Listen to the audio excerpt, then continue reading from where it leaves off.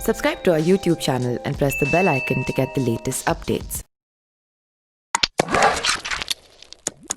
The Product Management Talk. Disclaimer: these videos, unless stated otherwise, are our own thoughts and ideas and do not reflect that of our company or third-party sources. Hello all, welcome to another episode of the Product Management Talk, and I hope as always you all are doing fantastic. And I know these are difficult days, we all are going through COVID, but it's a pleasure that we are being able to host this show and have some interesting discussions going around. And most of you viewers have been following us, sharing your comments with us. So without further ado, let's get on to this discussion. So if you recall, last time we discussed about product prioritization. So Abhishek, morning to you, and why don't you share with us what we discussed in our last episode? Yeah, thanks, Anand. Hey guys, hope you're all staying safe and doing well. I think things are getting challenging with the whole lockdown stuff, and we're sort of facing the impacts of that. But we thought we will do something new on this show. But let me give you a quick recap. In our last episode, we took a fictitious company. We defined the journey of the company, the vision, and we then started asking what are the things or how you can prioritize your stories and roadmaps, and what are the things that you should account for. The aspect of defining the themes and the vision, tying that into a page and the story, how will you story pointing, all of those things, how it works out as a part of your inception or your planning meeting before you start executing them. Today, we have Makarand Chatur with us. Makarand has been one of the key engineering leaders in his previous avatar before starting off with his own company, SpryIQ. The link is below, check it out. And he and his friend Chatur has been building that company. It's one of the most emerging companies in Pune. And there is a huge growth factor. Anand, why don't we give a quick intro of Makarand before starting with the discussion? Yeah, thanks Abhishek, and thanks for introducing our guest. So guys, we have a guest today with us, and Makarand, Abhishek go long back, and Makarand has now been running and he's founded this company called SpryIQ. He has over 2 decades of experience in various multinationals, some of the very large multinationals like Symantec, Veritas, EMC. So EMC, which is called Dell today, by the way. So without without kind of beating around the bush, let's welcome Makarand and ask Makarand, why the name SpryIQ? What does that stand for? Hey, thanks, Anand and Abhishek. Thanks for having me on this program. So good question. I get I get that question asked a lot. So SpryIQ actually is a combination of 2 words, Spry, which essentially denotes agility and nimbleness, and IQ indicates intelligence. So it's not something that easily rolls off the tongue, but I guess probably that's a good thing because it helps. It forces people to remember it better. So I guess that's working out well. Great. So yeah, Makarand, I have poor eyesight. I read it as SpryIQ initially. I'm like, these guys are into espionage or what? Building software there. So Makarand, why don't you share a brief about your journey so far, from moving from being a corporate, working in corporate, having a regular, it's a cliche to say 9-to-5 job. We all know it's never 9-to-5, but how do you see the shift from being an employee to an entrepreneur? What are the core differences that you experience in doing your day-to-day job? That's part 1. And part 2 is, how is your thinking changed? How has your thinking changed when you look at your company? Sure. So, working with corporate jobs, 9-to-5 or 24/7, as whichever way you put it, you're pretty much driven by a direction set by somebody else, right? And as you move to a senior level, yes, you do have certain level of independence and certain level of decision making that you have to make. But ultimately, you have to go by whatever the corporate direction is, whatever your bosses want to get done. And over a period of time, you sometimes you agree, sometimes you don't agree, but align, right? That's how things work in corporates. At certain point in time, we felt that this is a part that we want to experience for ourselves, right? Overall, setting the direction for the company on how the culture of the company that you want to set, what businesses you want to be in. So that was the main sort of driving factor for it. And moreover, when it comes to the type of jobs that you do, being an engineering leader, there is only a certain aspect of overall whole product development life cycle that you get exposed to, right? And generally the people you talk to are only of a certain type, right? This is something, by the way, I realized after starting the company, and it's a great thing which I'd like to share. So that was the sort of the driving factor for us to start the company. And our intention was to have services along with products. And we have tried something, building a product way back earlier when we started the company. And we failed fast in that because we figured it's a good idea, but nobody was willing to pay money for it. So then we stopped that. But we are again working on a product right now. And hopefully by end of the day, we'll be able to announce it. So key things that change for us. When a small company, you pretty much have to do everything, right? At times cleaning offices to doing sales calls, deciding the direction, deciding the budgets, how you want to targets for the quarter and everything. So that was a very thrilling experience for me as well as Swapnil, right? So you pretty much have the whole, you have to figure out everything on your own. Now, the other thrill was that all the different types of people that you get to talk to and meet, and as part of your business development or sales. So since I started the company, and most of our customers tend to be small startups in US. So you get to talk to a lot of CEOs, CTOs, CIOs, right? That generally is not possible when you are in a engineering leadership in a big company. And that gives you a whole lot of whole different perspective on how to look at things. And so let me, Makarand, stop you here. I'm sorry, I'm kind of jumping in, but you brought a very nice point. So when you do a job, when you were doing a job in the engineering and even as a engineering leader, you were interacting with product managers and with sales folks, a whole gamut of other departments which were mostly seen as outbound by engineering.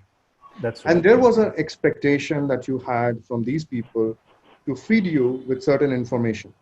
Mm-hmm. And there was a certain expectation of them to behave in a certain way.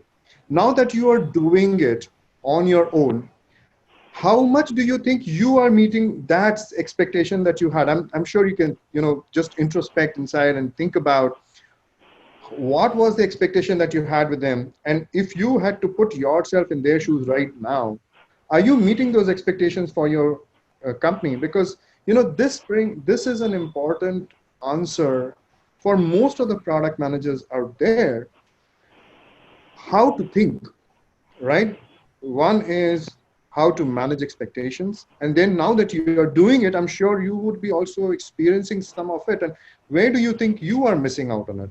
I know there are plenty of questions there. You can break it out and go. And I'll again jump in, or maybe Abhishek will jump in, but let's make it fun, some fun as well for people listening to us.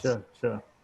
So the things that I realized later on that I missed on, that seems to be like a sliding window, right? So sometimes I'm able to do some part of the job well, but then I miss out completely on something else. For example, when we are talking to a customer and engaging with them on a project, if my focus is on, okay, we have to plan this properly so that everybody knows what to do every week, every day. So you put a lot of focus on that. But at times you miss out on communicating the whole context of the project, right? I mean, and that's an important part that we expect from a product manager. that, you just don't tell us what to do, but tell us why it has to be done and how it will help customer, how it fits into the customer environment. So sometimes you miss that.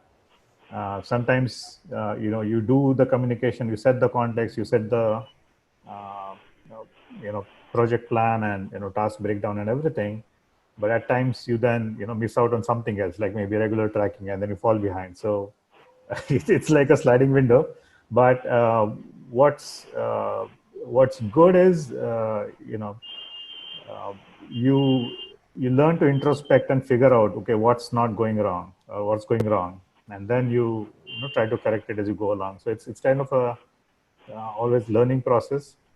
So one of the things that big companies provide, which small companies like us don't tend to have, is the complete framework that's there, right? On how do you do all of the things. And in big companies, they pretty much have that figured out. They have got all the processes set in and everything. For us, though, we have come from a big company, we know all the processes, but all the framework and everything is not set in, right? So that's where some of these gaps happen. But at least where the experience helps somebody like me is you know what all are the things, and you can pick up, okay, I missed this, I missed that, and then at least a week later you can try and correct it.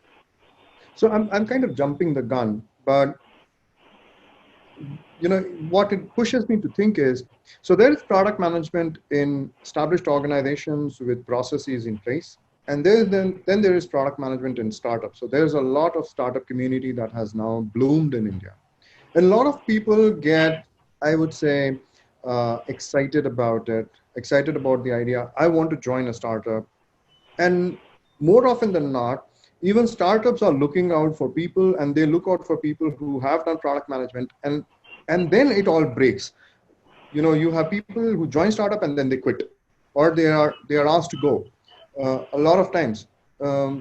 Why is there a disconnect? How is product management different in a large enterprise versus a startup, that a PM who was being successful doing it in a large setup starts to fail when it comes to in a startup? So Anand, Okay. I think I will rephrase the question a bit and break it up into two sections. And Makarand, I think you're the absolute right guy for this, because I feel, what you rightly said, there is a defined framework which will be present in a big company or even a legacy product or a cash cow product, whereas there is a lot of less definitions of the framework when you're working in a startup or even in an emerging product. So if I have to break what you're saying in two parts, Anand, let's start with a legacy or a big product. Like, let's think about, we have four data cluster servers or storage foundation. So they have been like a big presence, Gartner top quadrant, top in the Magic Quadrant and all the stuff. And Makarand, as a person who has driven those products and was one of the leaders in those products, what would you look into a product manager, like a good product manager who can drive that product? What are the key areas or key skills that you would want to see, both technical and soft? Okay, so let's break this. Actually, the three areas at a high level, right? So in a big corporate, mostly there are product managers who are handling established products, like you mentioned, right? This for the foundation and so on. Then within big corporates, there are also some new products or new initiatives that start up, and there are product managers who handle those. And then it's these startups where obviously it's something new, and then you need product managers to drive that. So let's go through each of these things. For an established product, and I think though the core skills that would be required for a product manager are pretty much the same, but the amount in which that would vary, and how much effort on a particular skill is required in this particular job versus that would vary a little bit. So if it's an established product, for a product manager, they would be getting a lot of info from multiple sources, right? So they would be getting customer feedback as part of their direct interactions with customers. They might have advisory council boards and so on. So there'll be direct customer feedback coming in. There'll be customer feedback coming in from support channels, from sales and everything, right? So that could be things like, okay, this is not working, that's not working, or hey, I'd like this feature. It could be on both of those things. The second part is if you're an established product, you obviously are going to have competition, right? So you're looking at the competition, you're seeing where we stand, what is it that they're doing differently, where are they getting more success. As you're preparing your battle cards and so on, you'll be getting a lot of this information as well. The third is sort of basic requirements for established products, which I would say like environment support, right? Though these things typically tend to be no-brainers, like your new OS is coming up, you need to support that. Whatever third-party software that your product works with, you need to support that, and so on.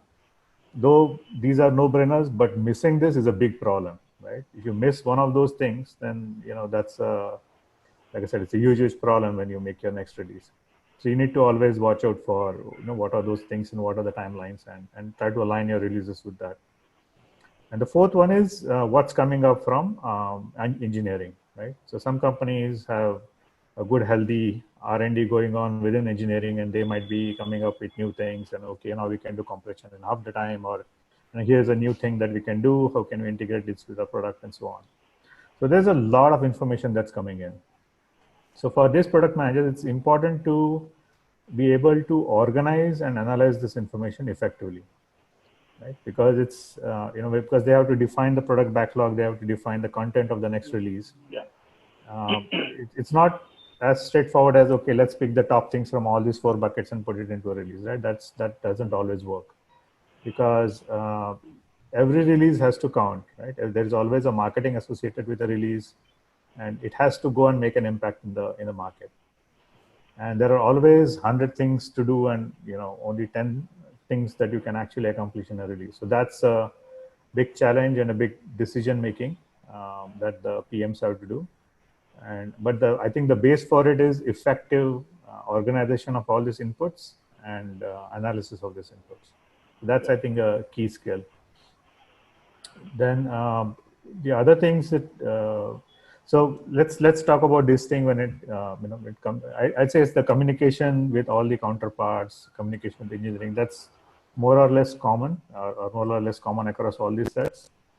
But it varies a little bit based on whether you're a small startup or you're an emerging product. Because again, with established products, all these teams, processes, everything is set. So relationship building, or getting our regular opportunities to talk to engineering, that's all pretty much set. Now let's talk about a new emerging product in a big company, right? Now that's you still, so the input channels aren't defined over here, right? So your genesis of the product could be something that engineering came up with in R&D, and then you need to figure out how to sell this, how to make it a product. Or it's an idea somebody had that you have to develop, create a business plan, and then go for the whole engineering cycle. But for this, it's basically, it's an idea that you have to develop. It's an idea you have to validate. There's a lot of market research that's involved. In many cases, the regular Gartners and of the world, they might not even have a market segment defined for what you're trying to do, right? So trying to get market research information could be very challenging, and then there's a lot of resourcefulness and out of the box thinking that's required from the PM for that. And then there is regular interaction with possible customers. That's also very challenging compared to an existing customer, because you need to first of all engage them in something that you don't have, right? Get them to share their thoughts. What problem areas could be there? What is it that a solution that could be worthwhile for them? So first is getting them to engage, getting them to share their thoughts, and then differentiate on what is it that, you say something and it's very easy for anybody else to say, yeah, that's a good idea. But is it a good idea enough that I write a check for it? That's again, that's what they have to really figure out and understand. So they need to extract all the information that they need to be able to create a product, right? Essentially create the backlog for the product. That's a very different kind of a challenge, right? And different kind of skill set is required to be able to do that. Now, once you have that, yes, obviously you still need to analyze and prioritize what out of this makes sense, and then create a product roadmap. The other skill related to communication, which becomes important for new products, is your passion for what you're doing, how you're able to evangelize it, how you're able to sell it internally as well as externally, right? So that becomes very, very important for a new product area. And then basically engaging with engineering, which might be a new form team, but you need to regularly connect with them, understand what they're doing, share feedback, help them decide on what's right, what's not, um, and so on. So, and for many of these, a framework might or might not be there, right? So that's where the challenges lies. In startups, most of the challenges that I spoke about related to new company, new products in a big company, same apply. But from what I've seen in startups, your CEOs and CTOs, right? It's pretty much their baby, and they have a vision on what it is that they want to achieve. And it's not always possible for them to convey their vision to somebody like a product manager who has joined in, right? And if that communication doesn't happen effectively, if all of them are not on the same page, then what you mentioned, Anand, those kinds of things happen. That okay, somebody joins, but you don't connect, and this guy talks right, this guy talks left, and then things fall apart, and then people end up leaving. But most of the other skills required are pretty much the same. You need to extract information from what's available in the market, from talking to customers, and help translate it to engineering and communicate with them all the time. Right. So Makarand, yeah, go ahead, Abhisek. You want to ask? Sorry. Yeah. So if I have to summarize, I think the critical common factor is communication, right, across all of the three things. And communication, good communication and relationship with engineering is a must in engineering. And this is, the reason I'm summarizing is because this is one of the things I keep on seeing most people don't understand. The new generation of product managers, so to say, is they feel like if I just sit back, create the stories and get it handed over to engineering, things will start working or falling in place. I think there is a step before that where you have to build that rapport with engineering so that they understand your thought in working that.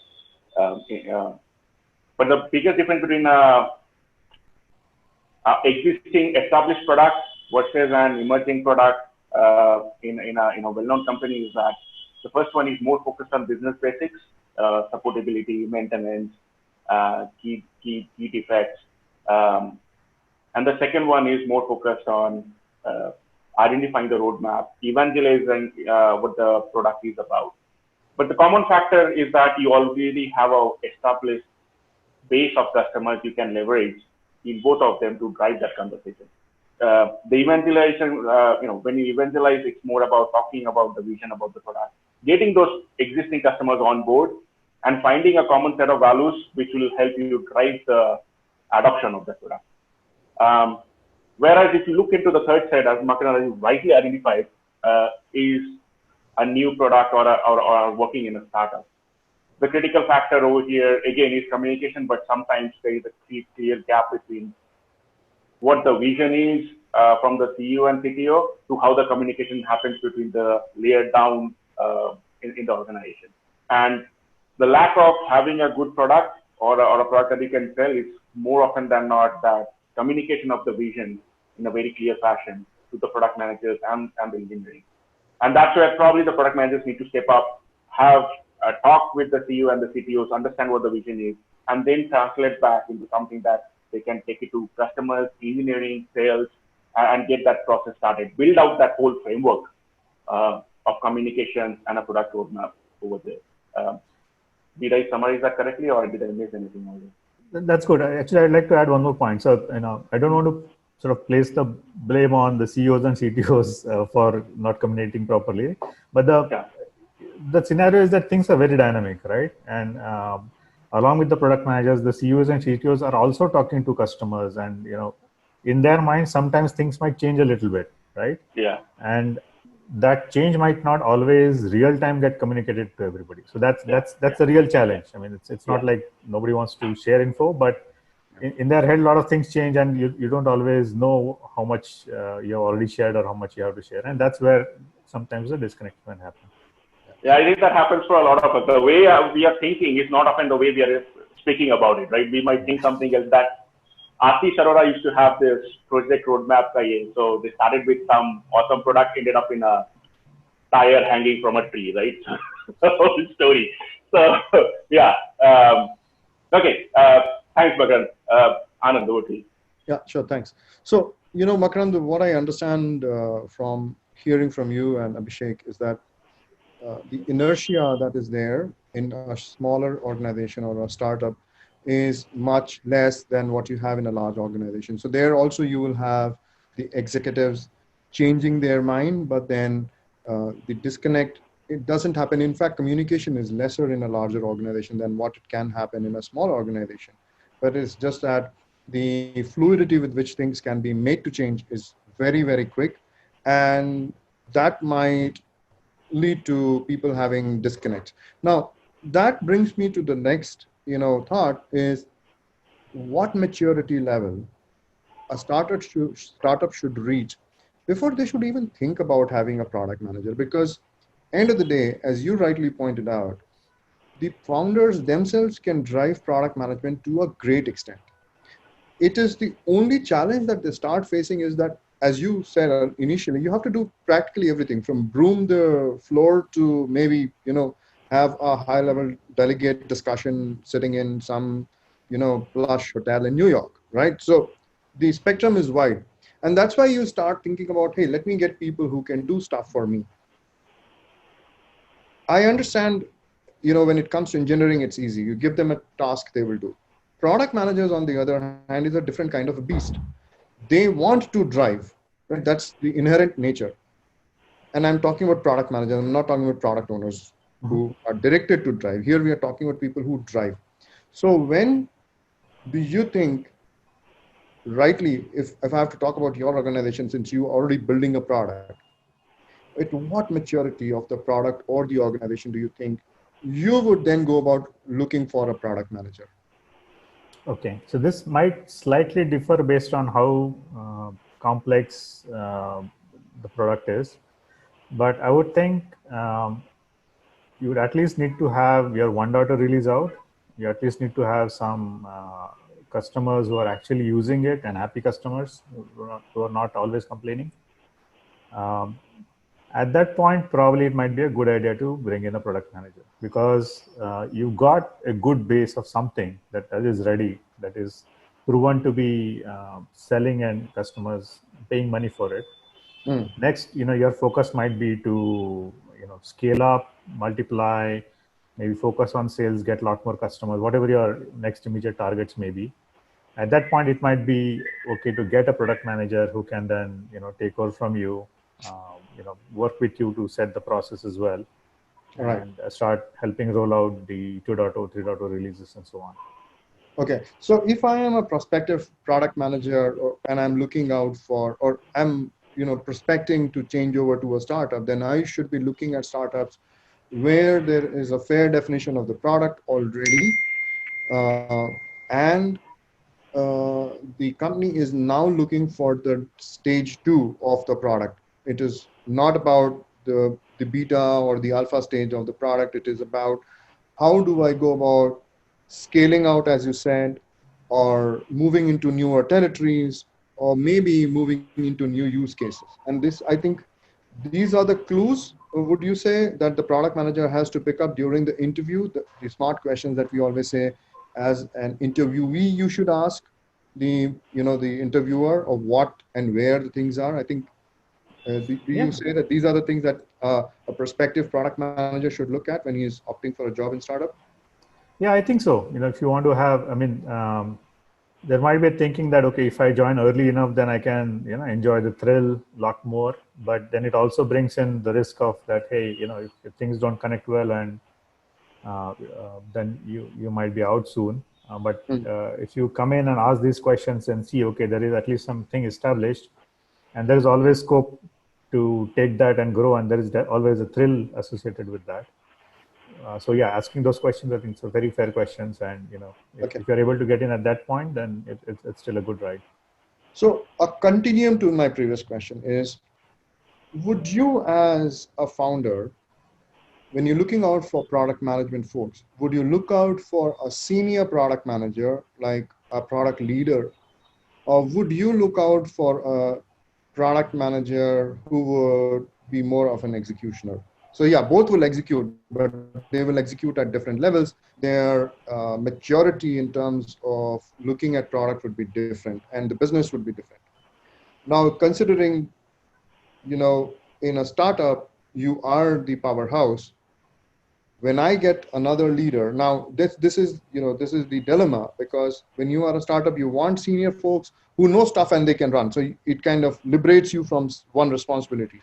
But on the other hand, when we look at product management per se, and I get a product leader, you're just kind of splitting your, I would say you're going to have another king in the rule, right? Or at least king in making.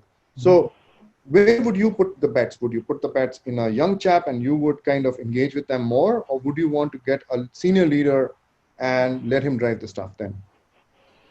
Yeah, it's a tough question.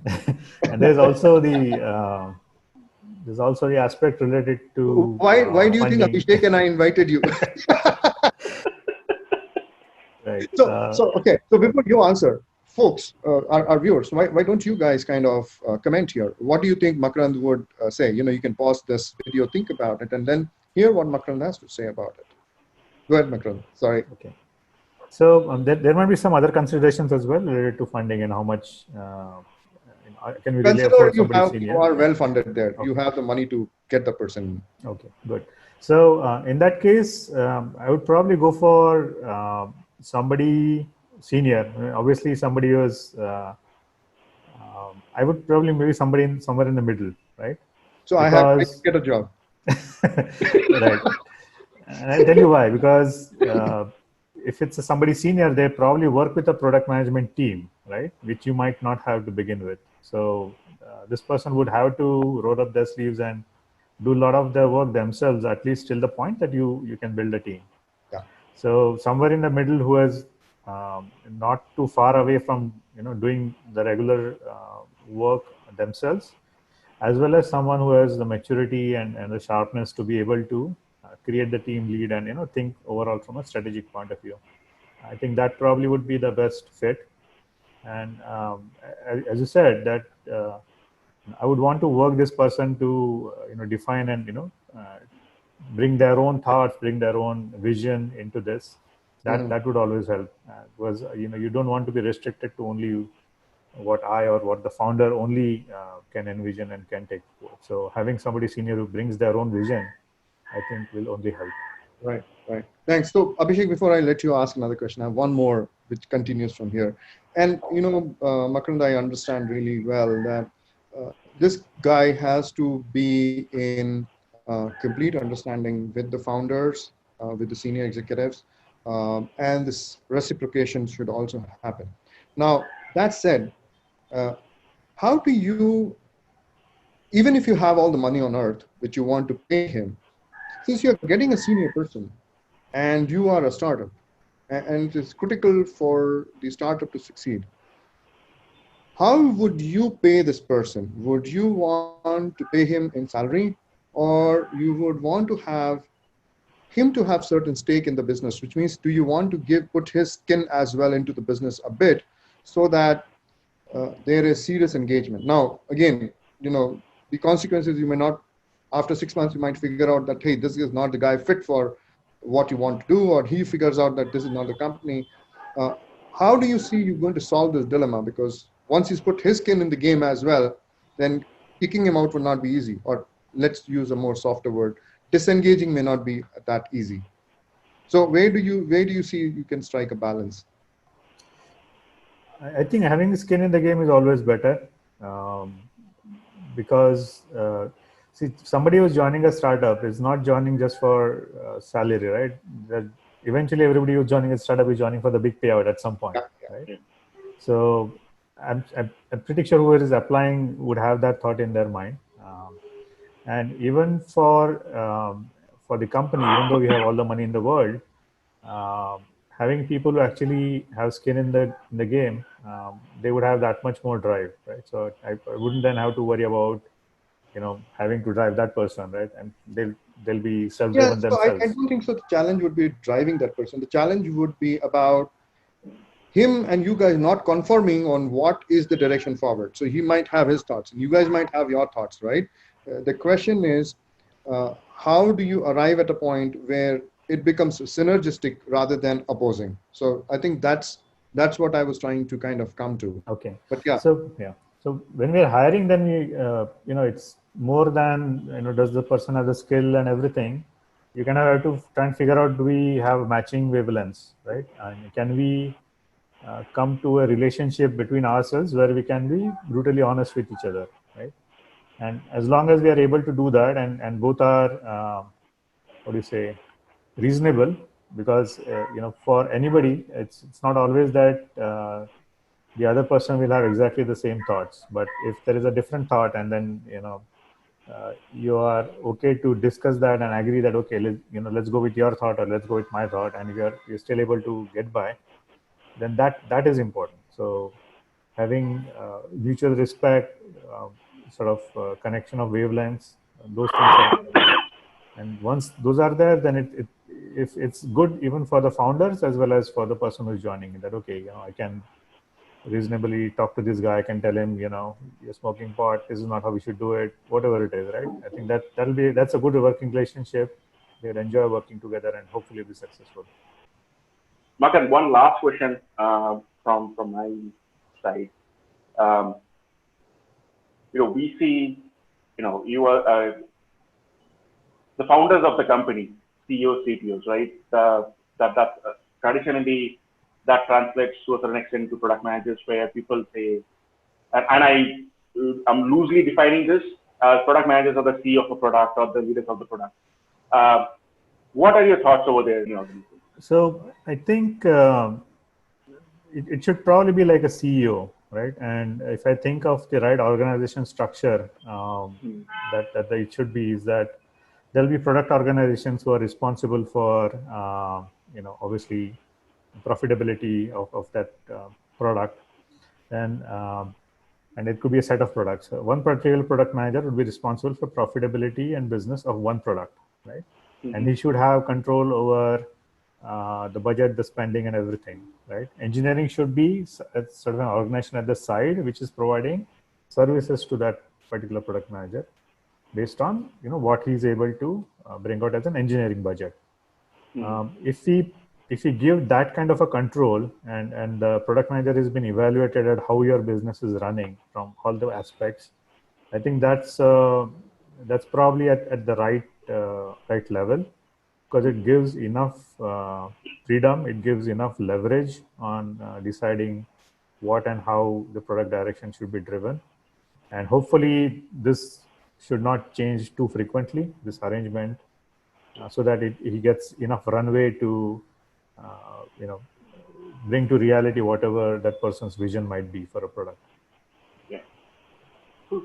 Thank you. So that's it. Makarand, thank you for joining. But I was thinking after like half an hour, this is almost like an hour of talk. So this was like really great conversation to get someone, outside of Anand and I talking, someone who comes and talks about his thoughts, who has been in this space for quite some time. So thanks for inviting me. It was actually a lot of fun. So thanks again, both Abhisek and Makarand, for sharing your thoughts and putting time to share with our viewers your experience. And I think there's a lot of learning for our viewers. They can now, at least the aspiring PMs who want to move to startup, they know where to go for. If you are looking for joining a large enterprise, Makarand has given us thoughts around what is expected from the product management there. And for sure, you can look at our other previous videos as well and see the stuff that we have shared from mutual experience between Abhisek and I. So with that, thanks a lot. All of you guys have a good week ahead and this leftover weekend.